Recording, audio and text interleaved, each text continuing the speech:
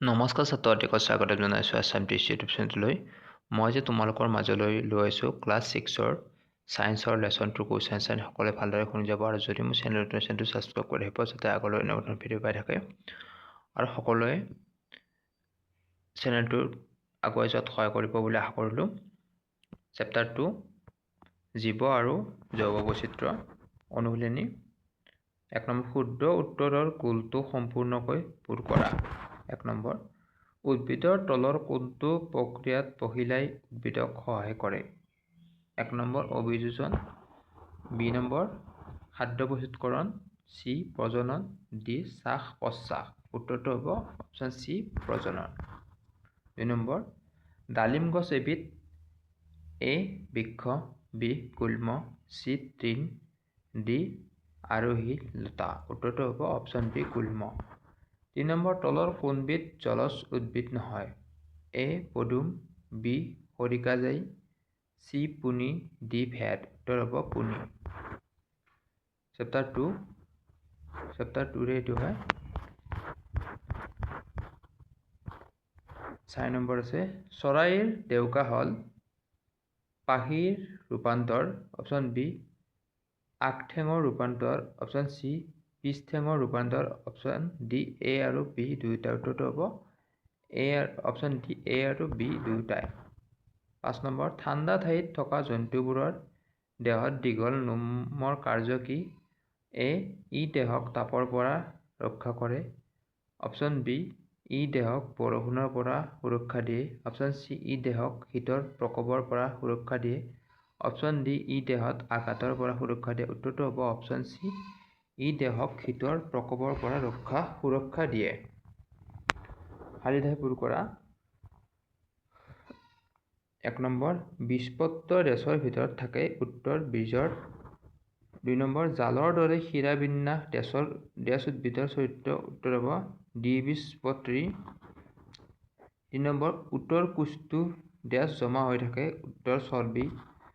4 number পৰ্বতীয় অঞ্চলৰ গছৰ আকৃতি ডেছৰ দৰে শংকুৰ দৰে? 5 নম্বৰ ফোঁপোলা হাড় ডেছৰ এক চৰিত্ৰ? উত্তৰ হ'ব চৰাইৰ হ'ব। 3 নম্বৰ চুটি উত্তৰ লিখা। 1 নম্বৰ আৱাসস্থল কাক বোলে? উত্তৰ আৱাসস্থল ক'লে সেই পৰিৱেশ বা ঠাইটোক বুজায় য'ত এটা জীৱ প্ৰাকৃতিকভাৱে বাস কৰে, খাদ্য লাভ কৰে, সন্তুষ্টি উৎপাদন কৰে আৰু জীৱন কটায়। উদাহৰণস্বৰূপে জলজ প্ৰাণীৰ বাবে পানী, যেনে মাছৰ আৱাসস্থল হৈছে নদী বা পুখুৰী, বাঘৰ বাবে জংঘল, উটৰ বাবে মৰুভূমি। 2 নম্বৰ জৈৱ বৈচিত্ৰ্য মানে কি বুজা? উত্তৰ জৈৱ বৈচিত্ৰ্য মানে হৈছে পৃথিৱীৰ বিভিন্ন প্ৰজাতিৰ উদ্ভিদ, প্ৰাণী আৰু অণুজীৱ, সেইবোৰৰ জীৱন পদ্ধতি, পৰস্পৰৰ সম্পৰ্ক আৰু বাসস্থানবোৰৰ বৈচিত্ৰ্য। উদাহৰণ উদ্ভিদৰ বিভিন্ন প্ৰজাতি ঘাঁহ, বাঁহ, ডালিম, আম ইত্যাদি। প্ৰাণীৰ বিভিন্ন প্ৰজাতি বাঘ, হাতী, মাছ, চৰাই ইত্যাদি। অণুজীৱ আছে বেক্টেৰিয়া, ফাংগাছ ইত্যাদি।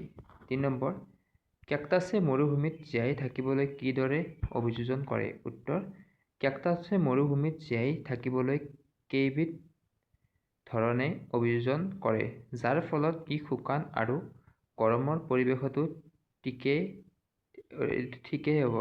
ঠিকে থাকে। তলত কিছুমান মুখ্য অভিযোজন দিয়া হ'ল। কেকটাছৰ অভিযোজন পদ্ধতি। 1 নম্বৰ পাত কাঁইট পৰিণত হোৱা। কেকটাছৰ পাত কাঁইটত পৰিণত হৈ যায় যাতে পানীৰ বাষ্পীভৱন কম হয়। এই কাঁইটবোৰ শূন্যতাত সুৰক্ষা দিব পাৰে। 2 নম্বৰ ডাঁটি হ'ল সবুজ আৰু মজবুত। কেকটাছৰ ডাঁটিবোৰ ফটোচিনথেচিছ খাদ্য প্ৰস্তুতকৰণ কৰে আৰু ই পানী সংৰক্ষণ কৰে। এই ডাঁটি মোটা আৰু ৰসাল হয়। 3 নম্বৰ গভীৰ আৰু বিস্তৃত মূল প্ৰণালী।